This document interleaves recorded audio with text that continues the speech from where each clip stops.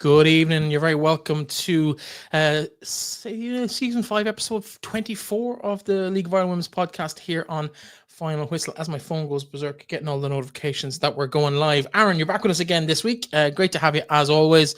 Plenty to talk about. A fantastic round of games last weekend. We saw really, really good performances from underdogs in the shape of Bohemians against European side Athlone. We saw a fantastic performance from Waterford. They took the lead through a fabulous Fiana Bradley strike. They ended up getting beat 2-1 by Shels in the end, but a great two battling performances from those two sides.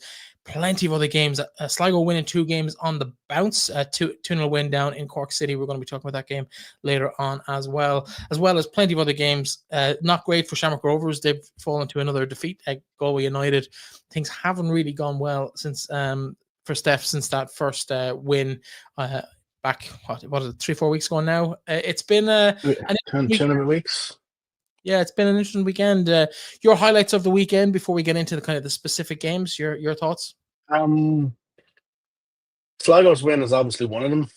DLR's performance against Treaty, I felt was another for me, considering where the sides were when they met in the bowl earlier in the season. Night and day performance from Treaty. Like, some games had great moments. I think Bohs Athlone was probably the game of the weekend for me. I don't think necessarily Peamount and Wexford for the first 50 odd minutes lived up to the hype until Becky Watkins opened the scoring, and then all of a sudden it was a bit of an LMLI show in the last half of that game. Yeah, it was an interesting weekend. I think I sort of said to you last week I didn't think Athlone would drop points, and that's 3 league games on the bounce that Athlone have dropped points in, and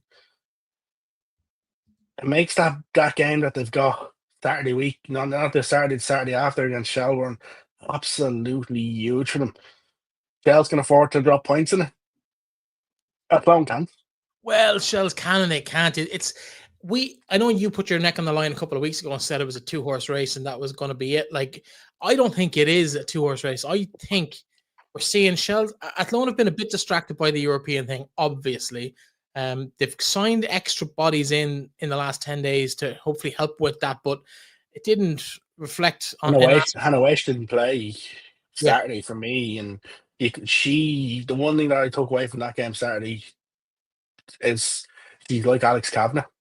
She's like that little machine that just keeps things ticking with Athlone the way Alex does with Shelbourne, and you could really notice that. Strickland got the starts. I was going to ask you about Strickland because I was quite impressed in parts with her performance. Like, for a first day out, it wasn't bad despite the result. No, it wasn't bad. And the other question you've got to ask about her is, when's the last time she's probably played football and in a competitive level as well? So I think she'll get better with more time she spends with Athlone. But then again, you're talking about players they brought in. It's that, as much as you're not going to like me saying this because she started off with yourself in Sligo, but it's that homegrown player in Roisin Malloy that's, for me, another phenomenal performance from Roisin in the weekend. Yeah, no, well, listen, we've talked about Roisin for a couple of years on the show now, and obviously known her for 6-7 years now, and kind of following her career from the showgrounds right back down to Athlone and the success she's had. That whole team has had built around 4 or 5 of them that have been pretty much constant. Kelly Brown and Kaylee Shine at the back there as well. You know, there's plenty of girls who've been around for a long time in Athlone.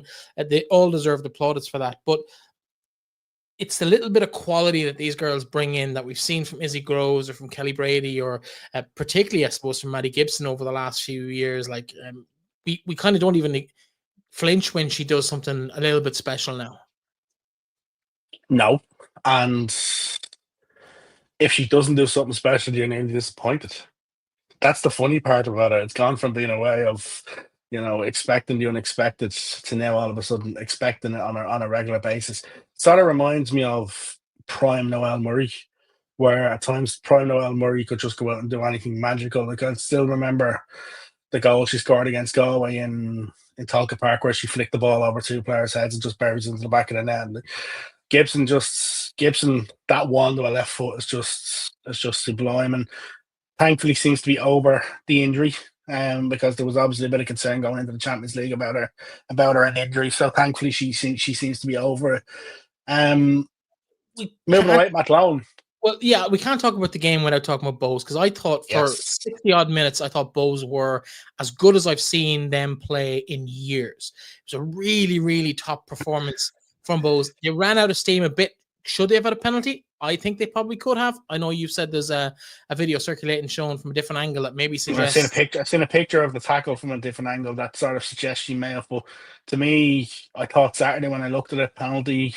Yeah. And what I literally, I didn't even focus on the game after. I sort of kept rewinding LOITV until it sort of stopped me going back to actually to watch it. And I must have watched it about 10, 15 times. And every time I thought penalty. And my other thought is, if it's not a penalty, it's a goal kick. If she gets the ball, it's a goal kick. Yeah, exactly. Not a corner. Like the one thing you have to say about Bohs is obviously Katie McCarron missing through injury. Talk is she could be out for a couple of weeks. Massive loss for Bohs, but when you look at the sort of players who come in and sort of stepped up in that game, Leah Glennon I thought was very good for them. Yeah. Interesting. First goal scorer Katie Lovely's the only player who's still with the team since their inaugural season in the League of Ireland, and popped up with the first goal for them. And then the second goal I think there's a bit of controversy over the second goal, Breifne, for Bohs. I've had people telling me they think it's offside, the ball was out. I've watched it back a number of times, and when I watched it back, definitely not offside, because I did double check that on the day when I was watching it in real time. When you zoom in where she first comes into screen on the bottom corner, you can clearly see she's onside. I think she keeps the ball. I think it's great play from Sarah McKevitt, and it's a superb delivery for Alana McAvoy. Yeah, no, I agree. I don't think it's a problem with it. You kind of get used to these close decisions going the way of the defending side, if that makes sense. Oh, the ball's on the line, we'll give it off as a throw. But in reality, the whole of the ball needs to be over the whole of the line. So it nearly needs to be exaggeratedly over the line for it to be out. We see linesmen getting a bit flag happy putting it up. But you look how close the line I was to it. Yeah, it looked in to me comfortably. It looked in, but because of that whole of the ball having across the whole of the line, sometimes it looks a bit further out than it has to be. Like there nearly has to be daylight between the line and the ball. Sometimes it's not given, or sometimes it's given when it shouldn't be given as well, which makes us kind of expect it. But I thought Sarah McCavitt's a quality player. Like we've seen her at Peamount, we've seen her at DLR, we've seen her at Cork. She's been a bit all around the league for various reasons. But she seems settled at Bohs, and I think that's so important to see her actually enjoying herself week in, week out. She's very rare to make a mistake. Like she's always got that solid 8.5, 9 out of 10, in my opinion. Like she's very rarely off the ball. Yeah, and I think we're seeing that with a lot of the Bohs players in the sense of they're playing with comfort, they're playing with smiles, they're playing with a bit of conviction. I think Hannah Healy's probably is a big one as well. It looks to be a completely different player to last year, just with playing that week in, week out. Ava Brennan as well, playing superb football. And like when you look at that Bohs side, like they started the season off poorly. Like they weren't great, they weren't consistent. But then they went on that run of 7 wins in all competitions. And then like for us to be saying they'll be disappointed to draw against Athlone is an interesting one, because at the start of the season when they were inconsistent, you probably say if they can get within a goal of Athlone, you'll probably say yeah, it's a decent result. Where now we're sort of talking about them being disappointed. Like I thought Athlone would win the game. I said that last week, but to me the Bohs performance was superb, and I think Rachel Kelly in goal. Like she's had a little bit of criticism at times for certain things, but I think Rachel was brilliant on Saturday. How she wasn't in Team of the Week this week is a mystery to me. The only reason I can think of is that, with all due respect to Bonnie McKiernan, who got selected, they don't get as many chances to give Bonnie McKiernan the goal of the Team of the Week because of Sligo's kind of record this year. We're about well and truly in that Bonnie McKiernan. 100%. She's probably the best keeper in the league, in my opinion, this year, bar nobody. Maybe the Athlone girls, to be fair, in that conversation as well. But Bonnie McKiernan has been the best keeper, in my opinion, in the league this year. In terms of what's expected of her in the role she's in at the club she's in, she's been phenomenal. But I think this week in particular, I think Rachel Kelly, definitely for 60, 70 minutes at the weekend, maybe 80 minutes, was probably the best individual performance of the season, save that week where I nominated Bonnie McKernan for all 11 positions in the team of the week, where she was absolutely amazing. I think it was against Shamrock Rovers a couple of months ago. But it's that situation where we're seeing teams beginning to evolve, and that Bohs side is really beginning to click now. I know they'll consider that 2 points dropped at the weekend, which, considering where Athlone were over the last couple of years, but particularly in the last week or two in terms of their European progress, that's a huge achievement for a Bohs side who were struggling 6 months ago. Yeah, and I call it 2 points dropped. And even the fact that now Katie McCarron as well, who's been probably one of their best players this season, they just looked so confident. They looked as though every bar of that team who's on that run of 6 wins and 7 wins in all competitions, they looked like a side like that. And I remember chatting to Ken Kiernan in Athlone before the first Champions League game, and he was saying to me, he said to me, them players are ready. They're ready to go and do something. They're ready to go and make a big impact. And like week after week after week, we're talking about them because of how much better they're getting, how much more, like, they're getting better and better by the week. They have a real opportunity to make an FAI Cup. Well, realistically, with no disrespect to Newbridge Town, but they probably have one hand in the semi-finals of the FAI Cup. Have a massive opportunity, an All-Ireland Cup final in 2 weeks' time. Like, things are massively on the high for Bohs in the women's section at the minute, and I think you got to give credit to the likes, even the likes of Shelbourne, the likes of Kane Kiernan, all those who've come before who've actually had an impact, because we've seen when good foundations are set and how you can sort of evolve. And I think the Bohs a lot, they've really started to evolve this year, and Albin's definitely reaping the reward of what's been done in the last couple of years. But for me, like, listen, no doubt about it, I definitely think it was 2 points drop for Bohs. For Athlone, I'll have a bit of a concern over league form. Like, for the fact that they drop points again, does having an FAI Cup game this weekend help that it's not league football? Does a different competition sort of help them? But if Athlone don't put in a good performance this weekend, they could potentially see themselves on the wrong end of a Peamount United side in the cup, and then you're sort of talking things are only going from bad to worse for Athlone. I think Colin Fortune might have to just have a little reset with the players, because I think he's aware the league is as important. Well, I think Gordon Brett said it quite clearly on the show 2 weeks ago. The league is more important than the European stuff, because there's no real big money involved in the European. Like, if you were talking hundreds of thousands like the men's are, then you can focus on that. But I think in reality, you want to get back to Europe next year. You want to be attracting the players who want to play in Europe. You got to be competing for that league title.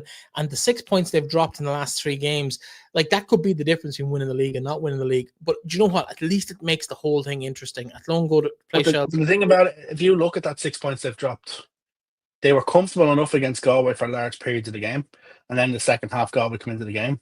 Yeah. Against Treaty, I felt Treaty could have nicked it. Treaty could have taken all 3 points. Granted, Athlone had a massive chance at the end. And then on Saturday, again, we're saying potentially 2 points drop for Bohs. The performances are nowhere near where the performances were in them 2 European games. Absolutely nowhere near. And the adrenaline of Europe, the whole thing of the Europe, I understand, but Athlone have shown what they're capable of. And I think they're going to need to have one of them big performances this week, because they need to get back and show what they've been able to do in that first half of the season. Yeah. Let's move on. You mentioned about kind of Albin standing on the shoulders of giants in Bohemians. To be fair, he's been part of that with the underage teams in recent years, but also with his spell at Treaty. And we see where Treaty have come on to after Dominic Foley last year. They've pushed on again. Albin kind of started that little bit of resurgence down on Shannon's side. So it's not like he's come in with no background at kind of generating that type of work himself. Treaty left it late against DLR at the weekend. Massive result for them, though, because it keeps them in touch with that top 4 spot. Like, you're looking at Galway just 2 points ahead of them, albeit with a game in hand. But Treaty are now ahead of Bohs, ahead of Shamrock Rovers, and we're starting to see them really kind of say, this bit of form that we found this year is not going away. It's not just fluke in the opening couple of games of the season. We can still mix it, albeit against a team that has been struggling in DLR. My only concern when it comes to Treaty right now is the fact that they've conceded as many goals as they've scored this year, that'd be a concern for me. I thought the game on Saturday, it was two evenly enough matched teams for long periods of the game. Like, it was a nice finish from Bella-Flacchini. I thought the LOIWomen had chances in the game themselves. And if it had gone either way, if it had gone to Waves 1-0, I wouldn't have really been too disappointed in the sense of I wouldn't have thought it would have been unjust. I think Treaty, it wasn't a vintage Treaty performance. No. I think DLR were stubborn. DLR were defensively well set up as well. And you could see that from them. And even when the goal went in, it was sort of a bit of a heartbreak for DLR. I think a draw would have been a fair result. But these are the sort of games where maybe last year Treaty don't win the game. These are the sort of games where maybe Treaty concede a late goal themselves. And yes, it was a superb finish by Flacchini, but it was a lovely ball into Flacchini as well. And it was a nice build-up play. And like for me, the little interaction with Sarah Breslin was class, because Flacchini has a little kind of backward pass out to the wing. Breslin down, doesn't even take a touch, just pings it back to her, and really gave Flacchini a really good opportunity to score. Now, we know the quality that Isabella brings to the league. We've seen her. We've talked to her on the show. She's quality. She's going to score that 8 times out of 10, 9 times out of 10. But the ball back in from a young player who hasn't really seen a whole pile of game time, impressive enough for Breslin to see her come in and make that kind of an impact as a sub. Yeah, absolutely. And we've seen that from Breslin. She's had some big impacts when she has got that opportunity off the bench. Like, for Treaty to now be unbeaten in the last 3 games, especially when they see teams around them in the league dropping points. Yeah. For them to sort of get that bit of momentum, because if you look at the last couple of games as well, like, they've taken points off teams where maybe last year they wouldn't have done it. And like, for them to be the 6 points off third place, played the same amount of games as Wexford, like, stuff of dreams for Treaty. Like, realistically, if they were to finish 6th, you're probably talking, even 5th, you're probably talking, it's a very, very good season. The only concern I would have when it comes to Treaty in terms of potentially finishing where they are, I can't see them finishing ahead of Bohs. I think Bohs are just gonna go on another run towards towards the end of the season, and I wouldn't be surprised if Bohs are really knocking on the door for the likes of that Waterford and that Wexford and Galway for 3rd, 4th place. Do you think Rovers can pull it together and get enough results to get across the line and finish ahead of Treaty as well? It's a strange time at Shamrock Rovers. Maybe let's go to that game next. It's a strange time at Shamrock Rovers. We've got the.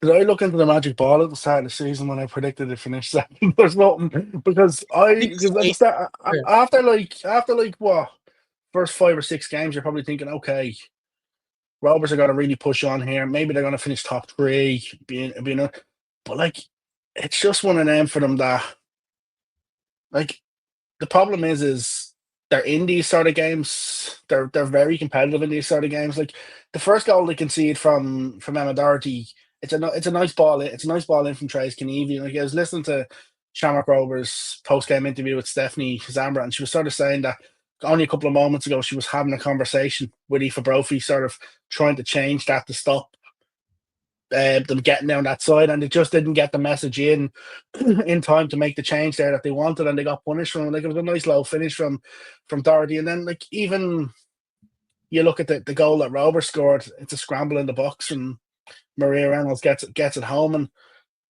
like, both sides had chances in the game. The thing for me is, in these sort of games, is Rovers and same with Wexford last week, they've been in the game. I just think maybe need to be a little bit more clinical. Like scoring, they seem to, when they scored a 7 against a Waterford, you're sort of thinking, okay, they've hit a bucket of goals, and then all of a sudden it's 1 each in the next 2 games. And like, when you're playing against a Wexford or a Galway, 1 goal isn't really going to be enough to win them sort of games. And now we're in a situation where their season is hanging on Friday night. They lose to Shelbourne in the FAI Cup on Friday. The season is over.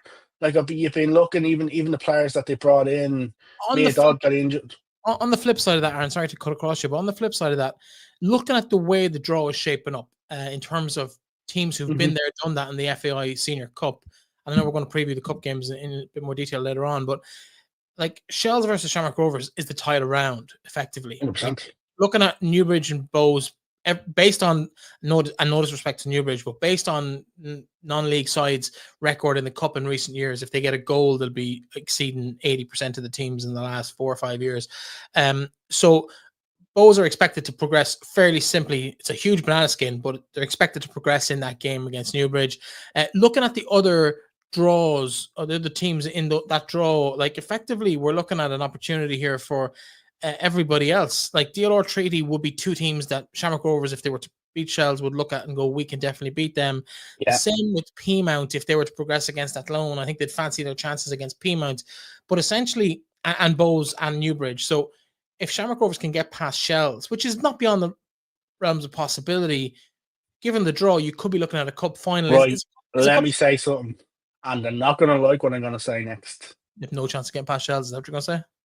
Shelbourne have not beaten Shamrock Rovers in the league, FAI Cup, All Ireland Cup in Tolka Park. They've not the beat shot. They haven't beaten Shamrock Rovers since Rovers have come into the league in Tolka Park.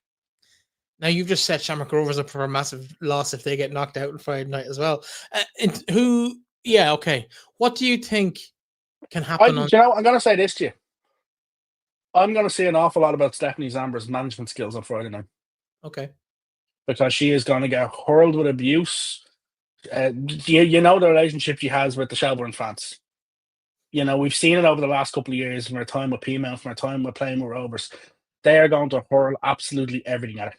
Is that her managerial skills, or is that her ability? No, it's going to be her character. Going to be tested on Friday, I think. And the thing is, if she can get that Shamrock Rovers side through that'll be a massive tick in the box for them. The one thing I will say is, it all depends on how Shamrock Rovers line up on Friday. The one thing that was evident from the game on Saturday for me against Galway was Scarlett Heron was a massive loss. In defence, she was suspended after picking up a yellow card against Wexford. Scarlett was a massive loss. Do I think Rovers are capable of beating Shels in Tolka Park on Friday? Cup football, it's a different atmosphere. If they can start to play the way they played in the league game on the opening day of the season, absolutely. But the only thing is, though, they're going to need to contain Shelbourne and really contain Shels' chances. With the way the Shels squad is at the minute, it's probably the perfect time for Shamrock Rovers to be also playing Shelbourne, with the fact of, as we talk about the Waterford performance and the performance against Cork the week before, they sort of have, they've got 2 wins, but they haven't necessarily bounced back the way they would have wanted since losing to Bohs in the All-Ireland Cup. Yeah. Let's move off that game for a moment. We'll come back to the cup games in just a few moments. Let's go down to Sligo Road. Just before you do, I think that was a really big win for Galway on Saturday. I think it was a massive win for Galway. The fact that, you know, we'd seen the week before the previous week when they dropped points against Peamount, they dropped points against Athlone as well. And it sort of let Wexford play the game extra, build that 4-point gap. But to me, that was a big, big result for Galway, because if Galway had to drop points in this game, you know, you're talking the gap growing then to third even more. And I think it was a really, really big result for them. Your thoughts on the third goal, the winning goal? Was it a OG? Was it a sliced kick? Was it a shoulder? Oh, can't really tell. I went back and so you texted me this earlier saying FAI Connect had it down as an own goal. I went back and watched it multiple times on a large screen, and I can't see where it comes off Aoife Brophy. It may well have come off Brophy after Ericsson hits it. But like, even Galway have given it to Ericsson. TG Carr gave it to Ericsson initially. The post-match interview that Galway done, they talked about it for a goal. So it's one of them that it's a bit. If you're Jamie Ericsson, you're probably a bit disappointed if they're taking it off you. I'd claim it anyway. That's all I'm saying on that matter. Let's go to Sligo. They had Cork in town at the weekend. Sligo have always had a fairly happy time against Cork in recent years. That didn't really change at the weekend. 2-0 the result. A good goal from Paul McGrory. Took a bit of a deflection, but she won't care. It's in the back of the net. And then Myrne Devaney wrapped things up just at the final whistle, effectively. I'm not 100% sure she was onside for that, but Sligo gets so few breaks, we'll give it to them. She might just have been a fraction offside. Yeah, we watched it. we watched it together. There's no doubt it's close. It's very, very close. There's no doubt it's very, very close. I would have question marks over the Cork City defender in the middle who has her hand up long before, 6 yards off. and then that just leaves that big hole for Devaney just to run right through.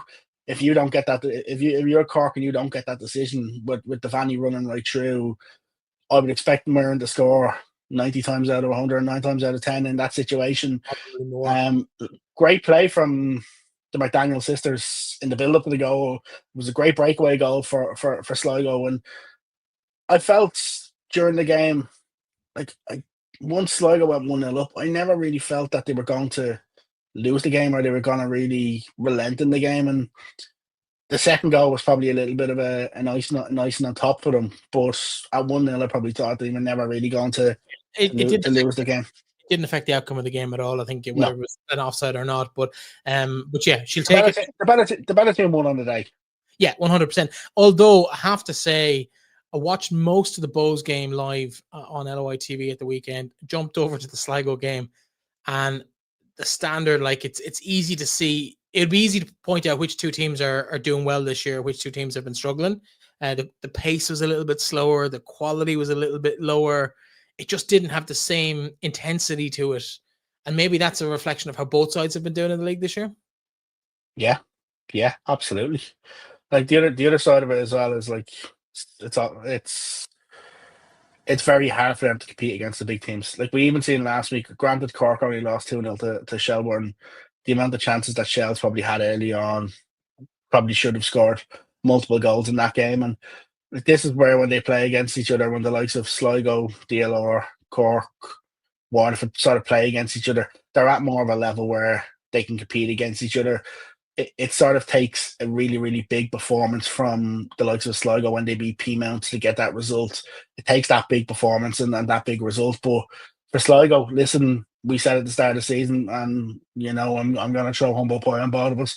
We said they'd probably finish bottom, and at the minute they're in ninth place. That they're having a good season at this stage, and yeah, it's a reasonable season. And I think the one highlight for me when you look at the team that they put out the weekend, and there's one name on it that you probably aren't familiar with, but for having been involved in Sligo when they were kind of getting set up back in the day, Laura McGuinn.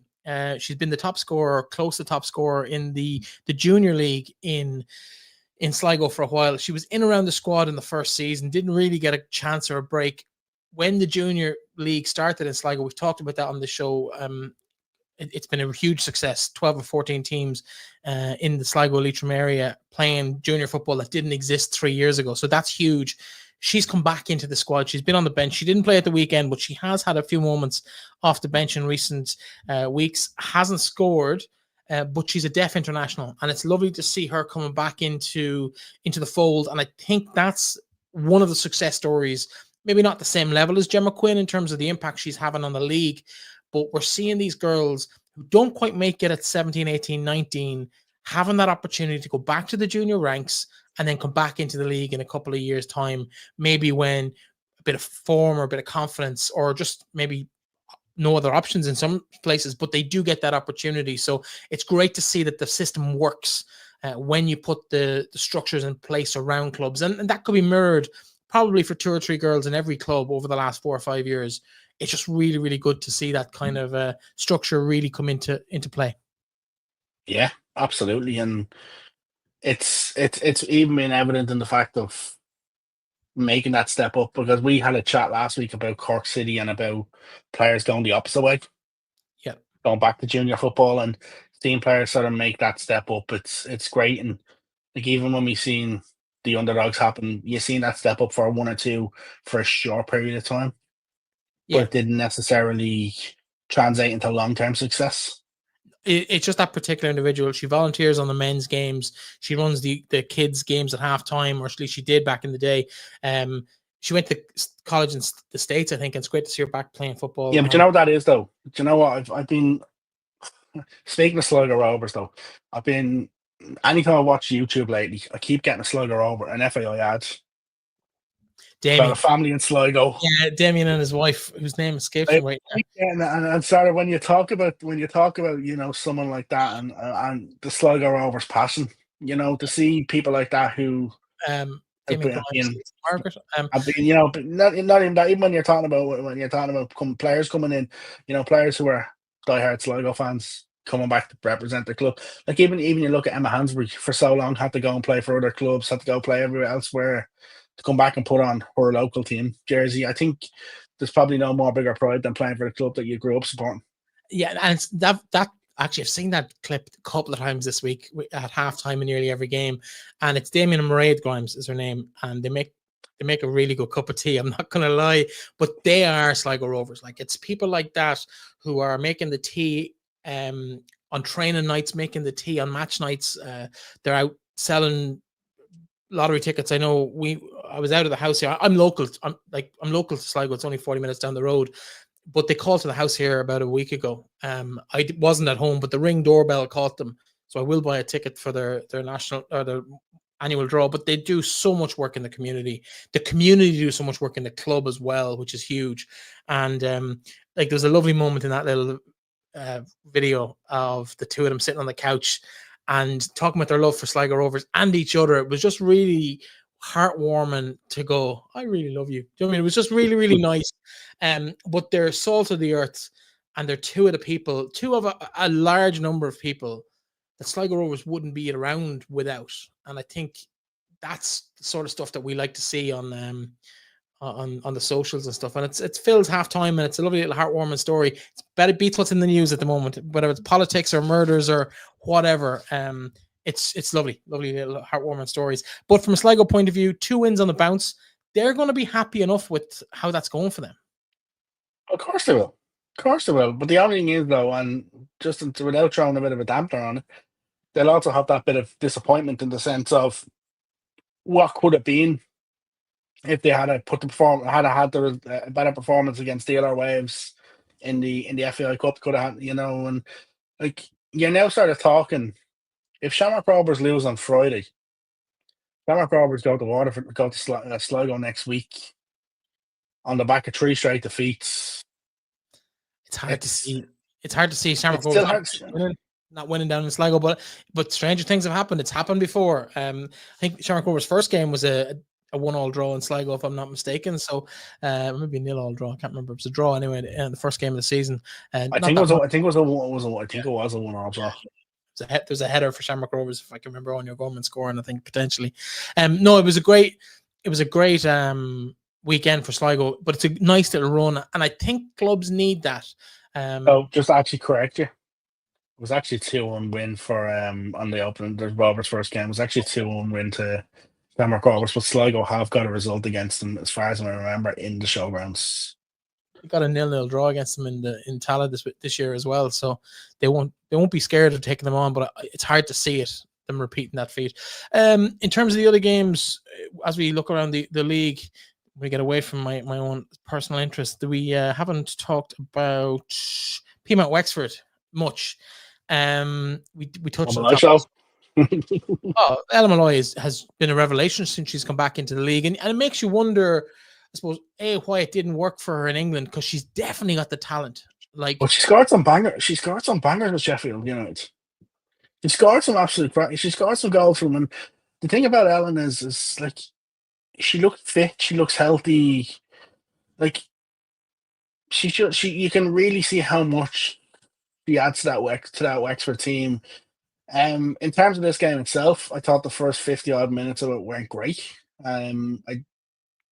I was watching this, and I had Shamrock Rovers on at the same time as well, and I was listening. I actually did enjoy Max Thompson's commentary though on this. He was by himself this week, and I enjoyed Max's commentary on it. And listened to him. Like, I didn't think it was the greatest game of football, and then when Eleanor Ryan Doyle sort of nicks the ball off from a Wexford player just inside Wexford's half and releases former Wexford player Becky Watkins, and she races through and buries it. The sort of game comes alive then, and that's when it sort of sparked. And even at 1-0, I can't remember who it was, but Wexford had Peamount had another great chance to go 2-0 up when they did another effort. And Eleanor Ryan Doyle? It might have been. Yeah, at that stage, I started thinking. Yeah, started thinking if they go 2-0 up, game dead and buried. But the ball from Kira Rossiter for the equaliser, flicked it over the top, and Ellen just ran through. Ellen's not missing them. And then even at that stage, you're probably thinking, okay, a draw is probably a fair result in this game. But neither side will probably be overly pleased with the draw. But considering the way they were playing, a draw would have been a fair result. And then Ellen just decides to play an absolutely beautiful pass to Charlotte Cromack, and young Cromack finishes to give Wexford all 3 points. And it's a big result, I think, for Wexford. I think it's a massive result for Wexford. That's her 4th goal of the season. And again, given that she doesn't start most weeks, that's a fairly decent return for a youngster making her rookie season essentially in the league. And she's had a bigger impact than maybe we thought, because I think early on there was a bit of a hoo-ha about her signing back in Wexford. And then the first game or two, I remember the first game, she had some really, really poor touches in the first game. And I kind of thought, oh, we've kind of bigged up this. Who was our first game against? I can't remember. You have to get this. She scored a goal. No, did she? I can't remember. She scored a goal. She didn't score a goal in the first game. You should be getting who our first game is against. And I'm asking for a specific reason. No, can't. Same opposition she played on Saturday. Oh, okay. Fair enough. Fair enough. But yeah, so she was off the pace when she came on the first day, and I was disappointed that we kind of bigged her up. But to be honest, nearly everything I've seen of her since has been like at the bar you'd expect for a girl who's coming in with a bit of talent and a bit of, I suppose, experience of playing overseas. But she's obviously Canadian. Her brother's with Wexford. I think it's her brother is playing with Wexford as well in the men's league, and has had a good season with them as well. So it's interesting times for her. You remember to the team though? Do you remember a couple of years ago, before she was eligible to go to England, there was a lot of talk even of Mary Fowler coming to play in the League of Ireland at one stage. Remember they were nearly the brother was going to potentially join a League of Ireland club, and like that family relationship in terms of that dynamic of a brother and sister joining the club, the same club, doesn't happen very often. But it's a very interesting one in the sense of, especially when you're bringing players from abroad, and that dynamic, it could work out for the league in the long run if we see a bit more of this. Now you have me racking my brain. The only ones that spring to mind immediately is Julianne and John Russell, both played for Galway United, but not at the same time. But yeah, it's probably not as slim as you'd think, though. There's plenty of players who are floating around with siblings at different clubs. But yeah, it's Katie, obviously you've got the McCabe's. Well, Katie never played for Shamrock Rovers. Lauren did, but no, she'd have played for Heaney. She's played League of Ireland. True. And Shelbourne. Yeah, true. But yeah, but I'm talking about the same club. It's a bit of a rare one. But partners, we've seen that a good bit. Like we've seen Amo Byrne, obviously very famously moved to England, left Bohs when her other half, I'm sure you know who that is. Mm-hmm. Andy Lyons. Yep. They moved to Blackpool. So we've seen that a lot across as you kind of expect when you put these people into these smaller ecosystems within clubs and within the leagues. They all know each other. Do you know what I mean? Like it's because people move around so much, particularly in the men's game, maybe they all tend to kind of get to know each other in different dressing rooms. So everybody has a friend in every dressing room almost at certain times. In terms of the actual game, though, the finish from Cromack, she couldn't really miss with the ball in from Ellen Malloy. But the ball makes it. Yeah, but Ellen Malloy, like we're looking at 5 points behind, albeit with a game more played. They've 7 games left. Athlone and Shels have to play each other. A draw there puts Wexford right back in the mix. Like, can they pull it back? Just looking at the schedule here. Do they play either of those teams? They play Shels. Second last game in Tolka Park. So, like, they're playing the right team, if you know what I mean. If Shels and Athlone draw at the weekend, it puts Shels 3 points ahead. If Wexford the other thing is, though, is we don't know when that's. Like, and Colin Fortune said this to me, and I would love the FAI to do it. I would love the FAI to put that Shels and Athlone game on the 7th or the 8th of September, October. That midweek. Oh, okay, right before the. That's where Colin Fortune did. Put it on that midweek, put it on television, and pack Tolka Park. Well, like this is where we need to start thinking like a business, because like we look at the money that came in across the counter and through the turnstiles in Athlone at the weekend, like not the weekend for Massive. the European games. Like we're talking tens of thousands of euros here, and Yeah. like we talk tens of thousands of euros in the grand scheme of things in soccer is not a big amount of money, but in Irish National League women's football, League One Premier Division, it's huge. Like it's a salary or two potentially. It's a full year at an underage setup. So if you can do that 3 or 4 times, so if we can bring 2 or 2,500 people to Shels for a National League showdown, effectively between the two sides challenging for the title on TV, you create that. Like I'm going to rip off a slogan that has been done the rounds, but if she can't see it, she can't be it. Like so, we need to be showing young girls coming through that you can have these nights at home. You don't have to go to England. You can get it here in Ireland. And the quality of the league, what you're watching between these two sides, is like undoubtedly But two like best. the other side of it is especially if that game is so late in the season, it also means that you have that potential that there's a vulnerability. There's also a potential that the league could be won on that night of the season instead of being won on the following Saturday, the last day of the season. And if it's one there, you're sort of thinking, like, could you imagine if that game got dropped in there? Do you know what Shell's last 3 fixtures would be? I'm just checking now.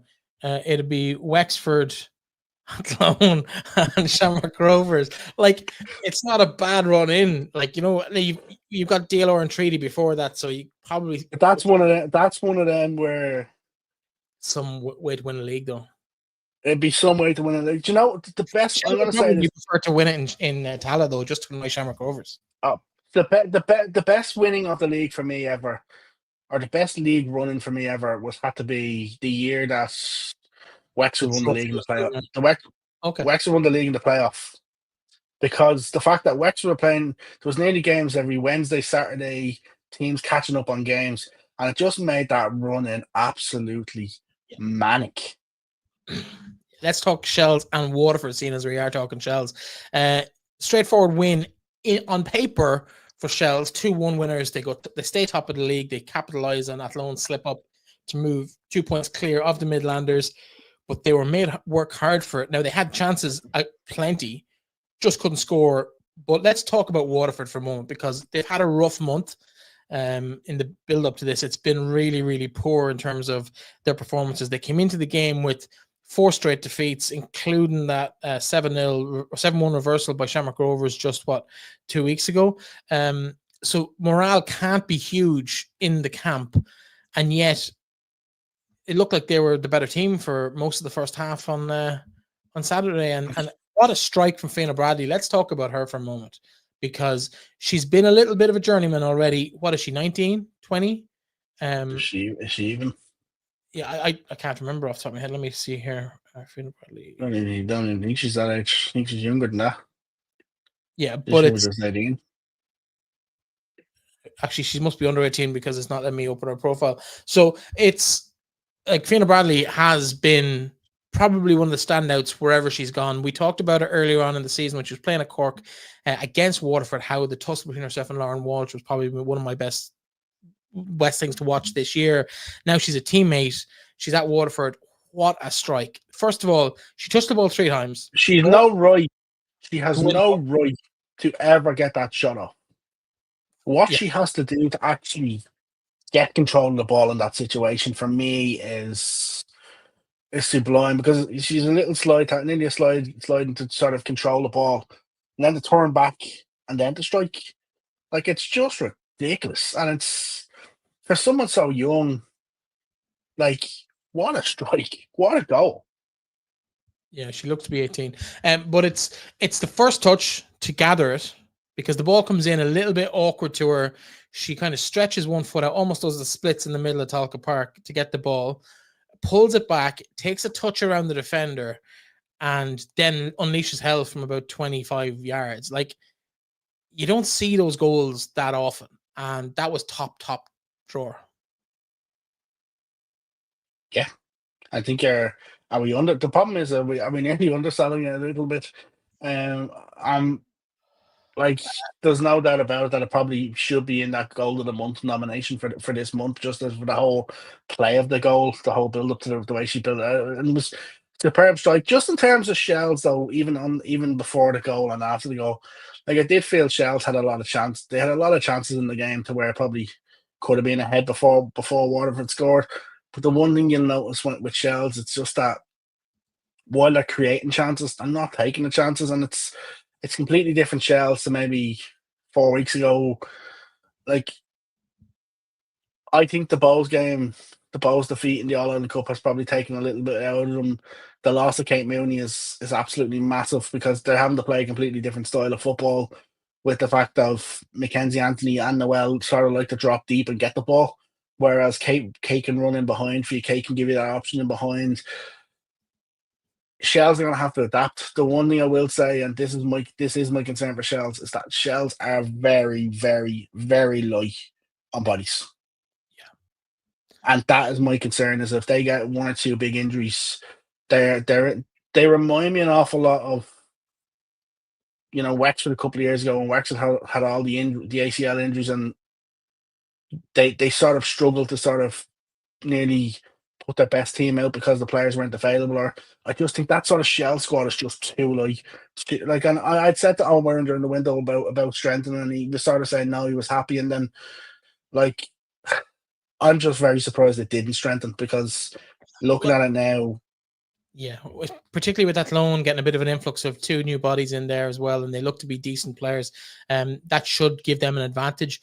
But as we've seen, they've had that advantage a week already, and they've fallen further behind where they were. You've three elder stateswomen on the bench on Saturday, plus two youngsters who are still eligible to play two youngsters who are still eligible to play underage football in Aoife Sheridan and Lucy O'Rourke. I suppose on a technicality, you could call Megan Smith-Lynch a sign-in during the window, although technically yes, but also technically not really new.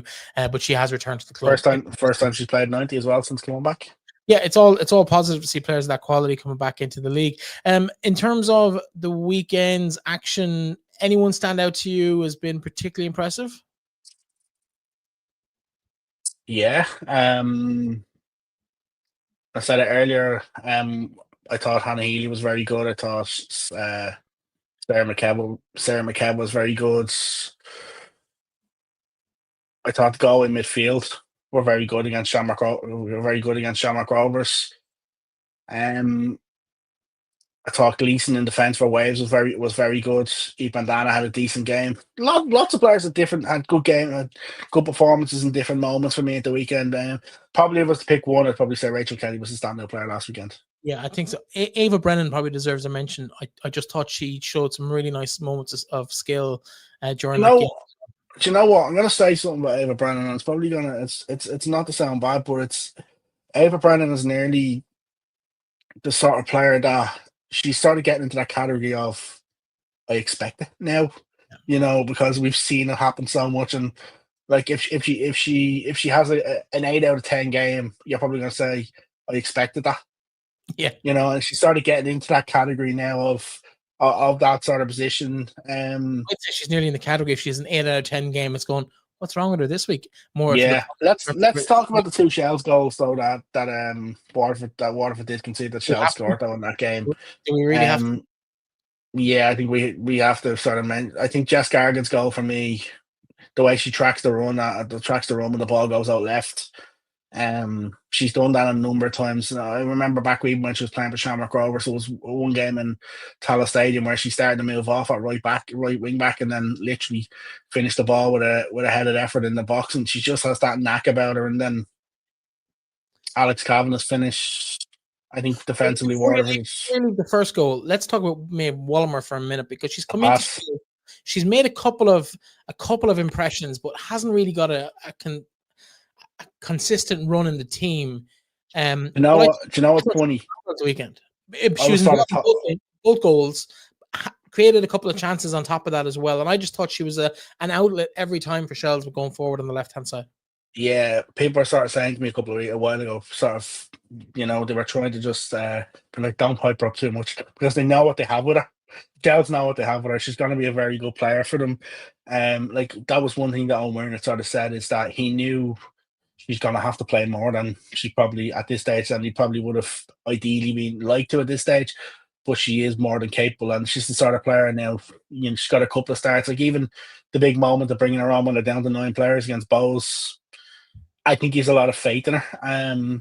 I think she was very good. I think she's somebody who's going to get a lot better with the more she plays in this league, and like there's no doubt about it. She's definitely ready to play more in this league, and Yeah, like she's got that little I X think. factor. Do you know what I mean? That when you see her play, you're Oh like, yeah, she's got that little bit of something special where you can go, yeah, she has a game-winning moment in her as well. that was her first. That was her first For start, 90 minutes for Shels. She started. I think she started once. Started twice in the All Ireland Cup for.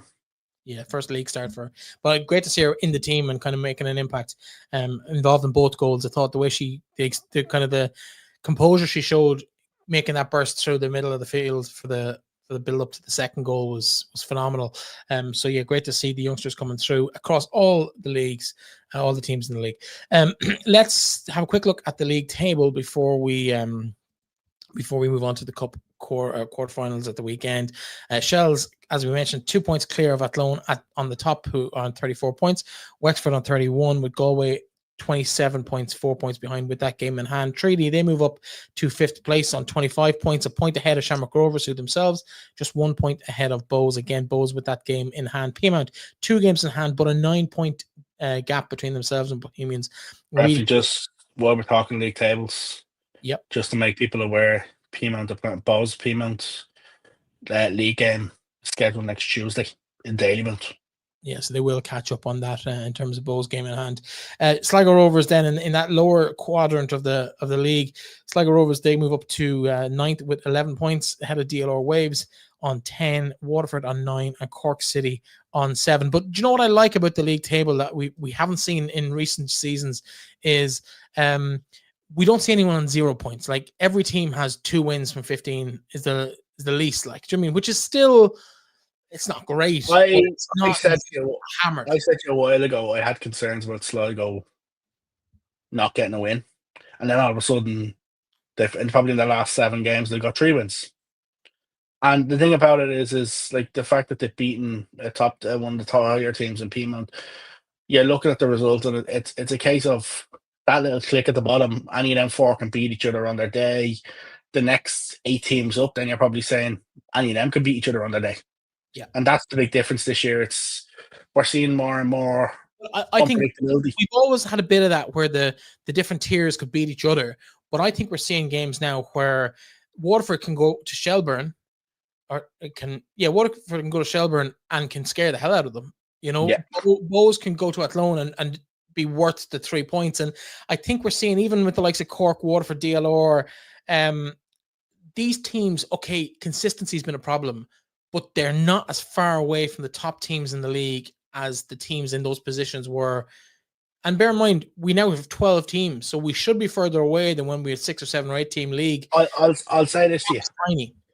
If the DLR Waves team that plays Treaty at the weekend played the DLR Waves team that played at the start of the season, it's a 6-7-0 game. Yeah, 100%. 100%. And that's the difference we've seen with some of the teams towards the bottom of the table is as the season has gone on, they've shown massive improvements. Let's look at the fixtures for the weekend, and we'll talk quickly through some of these games. DLR Waves versus Treaty, Newbridge Town versus Bohemians, Peamount versus Athlone Town, and Shels versus Shamrock Rovers. Of course, that Shels Shamrock Rovers game is Friday night. Everything's a bit mixed up at the weekend because of European games and the Oasis concerts. So the women's game on Friday night, it's kind of different. Talking about a Friday night game in the Women's League of Ireland. Yeah, we had it before when Bohs and DLR Waves played a Friday night game a couple of years back in Dalymount as well. With Shels not being in action, I was interested, and do you know what? I criticise Shels, some of the things that Shels do. I was interested just to read the supporters liaison officer sort of tweeting about the game yesterday, and he tweeted 4 pictures where it was information, where he was talking through what's what, fan zone, stuff like that. And on the last of the 4 pictures, he actually mentions, don't forget, the women's team are playing Shamrock Rovers on Friday night in Tolka Park. And about getting fans out. And we don't necessarily see that as much from some of the men's side of the clubs. And I think it's a great opportunity. Friday night football, why not get out and support? Neither team's men's sides are going to be playing on Friday either. So there's an opportunity to sort of... You've kind of touched on my next question to you, because we're so used to Friday nights in the men's divisions that it's kind of, apart from Sligo and Longford and more recently Cove, but I think they're Friday nights now as well. It's everything's Friday night. Could we see a situation where clubs try to gather that support of just, oh, well, you're in for every Friday night, we're going to be in Tolka Park. So the men's are playing one week, the women's are playing the following week. Is that something the league could be looking at doing that? Or is it realistic with the financial positions of clubs on Fridays? Traveling is just probably not realistic with girls working. The funny thing is, we were having in one of the WhatsApp groups the other day, we were having a slight different conversation about the men's playing more on a Saturday because of Shels and Bohs last Saturday. And I think as time goes on, it wouldn't be a bad shout seeing some more men's games on a Saturday and seeing some more women's games on a Friday.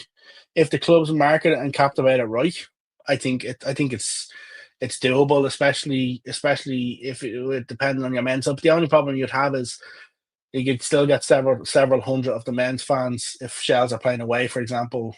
They would still travel. So it's definitely an interesting conversation and debate.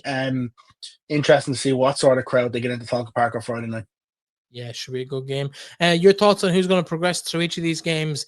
We might wait for the Newbridge Bohs game till the end, but Shels Shamrock Rovers, can Steph Zambra pull back the season and get Shamrock Rovers into a semi-final? Based off current form, it's going to be very difficult. If they were playing the Shels team that were playing a couple of weeks ago, I'd say no chance. Shels Rovers games tend to be tense. I wouldn't be surprised if we have a bit of drama in this game. I wouldn't be surprised if we go to extra time. I've got another question for you that's probably a little bit unfair given how short of time she's been in the job, but she's an interim position. We know the quality that Rovers look for when they're trying to fill these positions, both on the men's and the women's side, in terms of the profile of Collie that came in. In terms of the women's football, there's nobody with as high profile as Steph, but she lacks in the experience department. If she doesn't get Rovers into a top 4 or 5 league position and or a cup final, has she a chance of getting the job on a full-time basis? And I'm split on this. I think she should have an opportunity. I still think she's the best person for the job, but will the board at Shamrock Rovers rubber stamp that? I'm not sure. I'm not sure is the question. If they decide that she's not the right person for the job, I would hope they get that she is asked, will you take, if she is asked to stay on, whoever the next management is, because it might be 12, 16 months later that another opportunity might come again. The thing about it is, and we said this at the time, if she didn't take it, she probably mightn't get offered it again. 100%. So it's a difficult one for her, because there's no doubt that maybe the players aren't necessarily there in terms of the actual star quality, but like the start was always going to be difficult. I think the Waterford game was probably a bit of a false sense of what was to come because of the fact that the level of games that they had. The one thing is, if she gives it her all and she can walk away and say, if she isn't successful, and say she done everything she could, I don't think she can hold regrets. But if she didn't take, I think she would have held regrets. She would have potentially had regrets. I don't disagree with anything you've just said. Peas and Athlone, would Peamount beating Athlone based on league form and league position be the big shock of the draw of the round?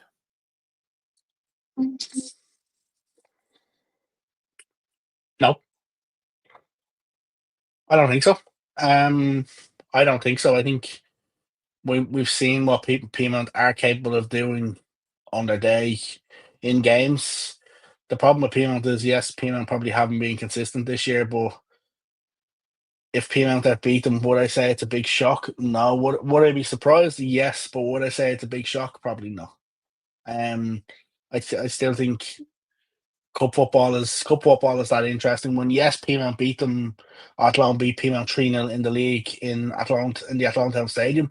But we talked after that game and it wasn't a 3-0 game of football. Yeah, I do agree. And I don't think it'd be a massive shock.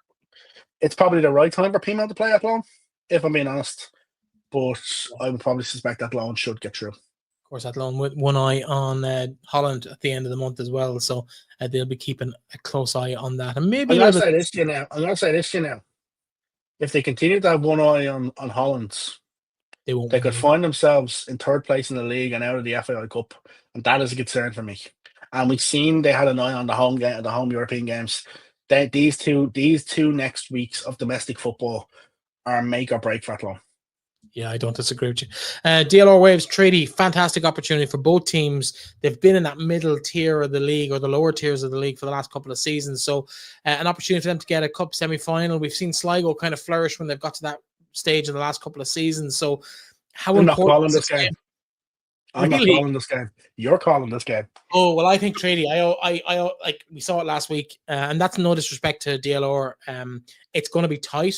I think we're going to be seeing something quite like what we saw for Treaty last week. It's going to be tight, and it's going to be a Madison McGrath or Katie Lawley or Flacchini popping up with a late winner to put Treaty through. Treaty have the quality. Yeah. Treaty have the quality. DLR have the grit. Yeah. And it's just if can DLR grind them down enough to get that result, yeah, it's going to be very difficult. I still think Eve Badana is one of my favorite keepers in the league. She's not had a great season by her own standards. She's had a better last couple month to 6 weeks, I'd say. And she's coming into form. And if she finds the right form, and I'm not putting DLR's success on her shoulders, but she has been the reason they've been she has been the reason they've drawn games they should have lost or won games they should have drawn in the last 4 or 5 years. If she can get decent form, I think DLR could win this game. But they need her on form. They need everybody on form, but particularly Eve. But I think Treaty just have that little bit of an X factor. Those three I mentioned have been impressing me all year, but there's another 5 or 6 I could put in there. Their own keeper, Lisa Toomey's been great. The left back, whose name I'm going to continue to butcher, the Japanese player, she has been phenomenal for them as well. Ikeza, she's been great. So, and I've been really impressed with. So I think she may have played the ball to Flacchini for the goal. She played the ball. I was just about to mention her.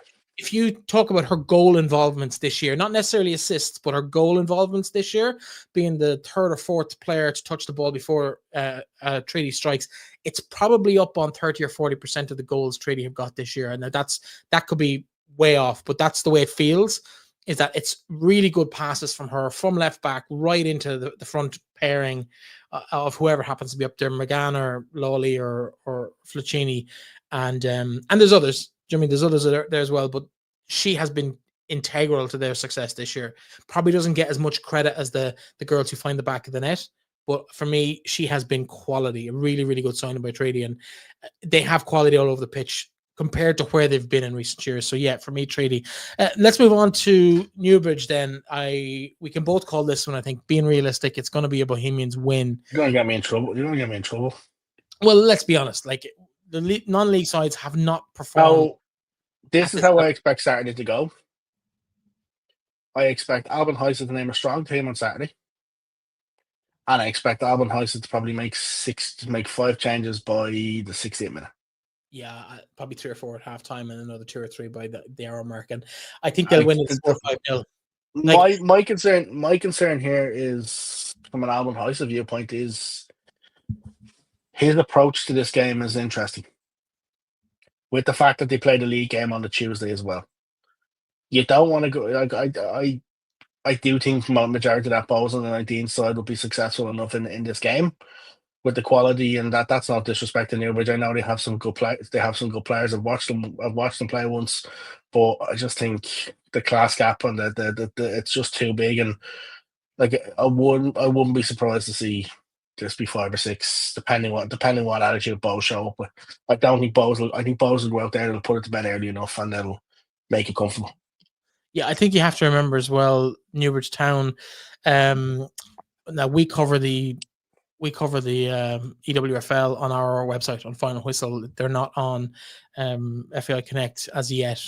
So we have kind of their results going backwards. They're not beaten. They're not dominant at the non-league level. So they got beaten in the quarterfinal of the EWFL Premier Cup during the week. They've had big wins and bad wins and against other teams. I might go to this game. You should. I might actually go. See, the problem is the choice of games Saturday. Yeah, Peanut and Athlone probably the one to go to. Like, just they're all miles away, so if I'm going to go for a trek, I might go to Newbridge. Let's see. The only problem is it's a late kickoff. It's a 6 o'clock kickoff, where the other games are 3 o'clock and 3 o'clock and 5 o'clock. Looking at their last few games in the league, and I'm going back a few weeks or months here at this stage, but they got beat by Whitehall Rangers 3-1. They got beaten by Turner Rangers 4-1. I mean, they got who else? There's a draw in there with Colester Johnny Carney, who aren't giants in the women's game at junior level. So they're a decent junior side, like they're in the top 5 or 6 in the country. But we've seen the best 2 or 3 in the country get decimated at this level. So that's what would worry me for Newbridge. Don't get me wrong, and apologies to Bohs, but nothing would make me happier than a non-league side giant killing a League of Ireland side, just on the principle of it. I don't care who it is. And it's not an anti any club or pro any club. I don't care.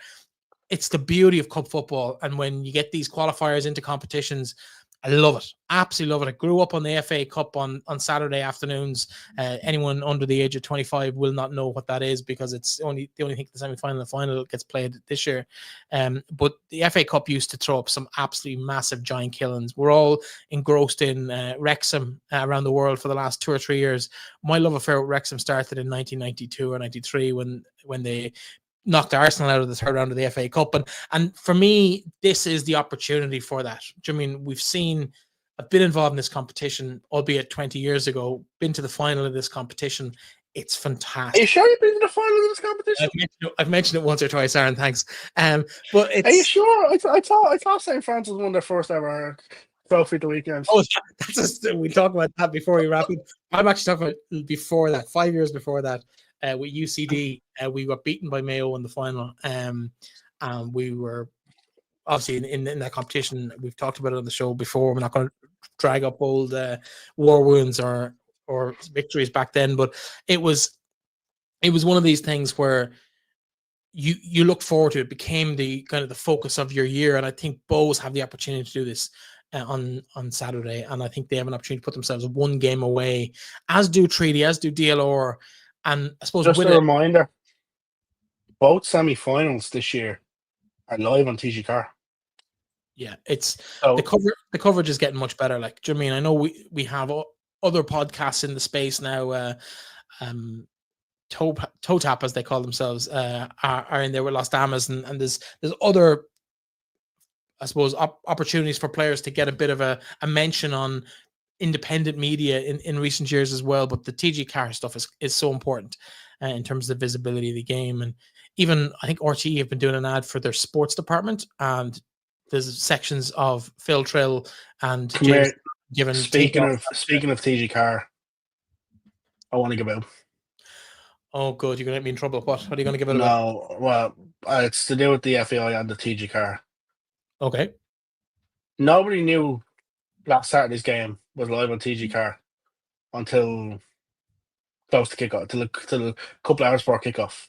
There was no advertising build-up in the week before. The FAI even tweeted to say it was on LOI TV and a fixture graphic. It's as if it was because it was announced so long ago.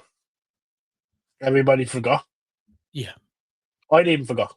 And that's disrespectful to TG Car's coverage of the league. And I think everybody let the ball drop last week in terms of that, and that's not really great, especially considering TG Car are doing great stuff. Yeah, you did mention something that came up over the weekend. The FAI, of course, announced the fantastic news that St. Francis had won the FAI Women's Amateur Shield. Huge achievement for the club. They're back in women's football for the first time in a long, long time, and we're delighted for everyone at the club. But they did make the mistake rather embarrassingly, I must admit, of saying it's their first trophy in women's football. It's adult women's football. But of course, they're two-time winners of the FAI Women's Senior Cup. Remember, the FAI Cup. The FAI Cup didn't exist before the League of Ireland started. Well, the Champions League must have. I've taken the FAI up on this before. I'm not going to name names to protect the guilty, but a book was done a few years ago. Exceptional book. I know you had an article in it. Go take a look at it. If you have it to hand, you might have it even close to you there where you're sitting. But if you don't, have a look at it when you finish up, and check the history of Irish teams in the Champions League. It starts with Peamount. It ignores the reason why it starts with Peamount is because the book is titled WNL 10 years on. So they're not actually, and I agree with you. I agree with you. Yeah. I agree with you that if you're going to mention the history of Irish teams, you know, I think what did Francis play PSG as well, didn't he? No, we played Rusty Yankees twice. Yeah, we ended up in the same group effectively twice. We played. I wasn't involved year one, which was 2009. They got beat all 3 games, didn't score a goal, and then the following year we went out there. We played Primeiro Decembra from Portugal, beat them 4-1, and got honked 9-0 by the Russians. Rusty Yanka, who are no longer in business, but they were the structure was different then. It was much harder to get out. Like the top teams, the year Peamount got out, they had I think a 1-0 defeat with Atletico Madrid. Like you're talking about the second team in every country was in those qualifying groups. It's very different to how it is now. Like there was no chance of Athlone, say, not being one of the potentially favourites to get out of their group. If you had thrown in a Chelsea or a Bristol, as it was at the time, or a Celtic, they're not getting out of that group. No disrespect to Athlone. Like even when Raheny got out of the group, like how times have changed even now to the way the groups are structured since COVID. Like, you know, the fact that it used to be the 3 games. When now if you lose your first game, you're gone. Well, back then it was effectively the same. You played 3 teams. Ireland were nearly always the 4th seed. Nearly always the 4th seed. So we went in 2010 as the 4th seed. We beat the Portuguese, probably a little bit surprising, even to ourselves, if I'm honest. We knew we had the capability of doing it. I know Grace Murray got a goal in that game. Aoife Herbert from Mayo, we'd signed her just before the back then you could kind of, not necessarily loan players. We actually signed Aoife, but we signed 2 girls from Liverpool. Yeah, what was it? It would have been they sign on a short term because then Denise O'Sullivan played for she played for Peamount. Yeah, well, it was kind of the done thing back then was you loan players in. We actually got 2 girls on loan from Liverpool. Cheryl Foster, who you may have heard of, she refereed the 3rd, 4th place playoff at the World Cup in Australia last year. And she's refereed Ireland as well in the past. She's Welsh, one of the Welsh top scorers or top caps, I think. She was at Liverpool at the time, went on to play for Everton. She was a PE teacher in a school in the UK. I can't remember which one. But she was a huge impact. She got sent off in the first game, missed the second, and then came on and scored in the 4th, in the 3rd when she came back into the team. But we had a ridiculous sending off. Like it was one of those kind of FAI or UEFA, like, oh, this is the letter of the law. It's applied. 2nd yellow, you're gone. It was to do with taking a corner and dummy in the corner and leaving it for the normal taker. She got a 2nd yellow and got sent off. It was the most ridiculous sending I've ever seen in my life. And another English girl, Kelly Jones, came in and scored, I think, 3 goals over the 3 games. She was a really, really class player. Played for England or Britain at the World University Games once, if not twice. But they both had decent careers at the start of the WSL with Liverpool. So yeah, we had a really, really good time. But it didn't just start at the start of the WNL. Like we can't forget and even like the subject we're talking about is St. Francis winning 2 competitions. Rovers have come back into the league. Shamrock Rovers have come back into the league in the last few years. Shamrock Rovers have won 7 or 8, maybe 9 FAI Women's Cups back in the late 90s, early 90s. They had a huge tradition of the game. Yeah, but you have to remember though, even the Shamrock Rovers people, the league didn't exist the first time Rovers in the league, and the way they even go on about it at times is disrespectful to the club's legacy. Like Simon Bradish won 6 or 7 of those cups with Shamrock Rovers back in the day. And then the group that came in, okay, they might not have been capable of delivering what Shamrock Rovers wanted, but you can't just rewrite history and say, oh, they never existed. It was Shamrock Rovers. It was in the league. They played in Tala. Like, so it is Shamrock Rovers. So you can't just rewrite the bits you don't like That's a bit more like fake news than Definitely interesting. If anybody is looking for a copy of that book, I don't know whether that's my internet or yours. It's gone. But it looks like Aaron is having a problem. Oh no, you're back. You have it. Go on. I said in the next minute or two I'll tweet the link to that book. I have the link to the document, to the book online. Yeah, it's a fabulous book. Anyone who's only come into the league since that came out, or they may not have had it, do get a read. There's some really nice stories in that book. There's one at least representing every single club and their history and maybe a story from their period in the league. I know, Aaron, you contributed one. I can't remember who you contributed one for. It might have just been a general one. Shelbourne. Oh, I was on a story about Shelbourne. Yeah. So huge for anyone who's involved in the league. Anyone who's long-term involved in the league has read it, knows all about it. But do check it out if you haven't.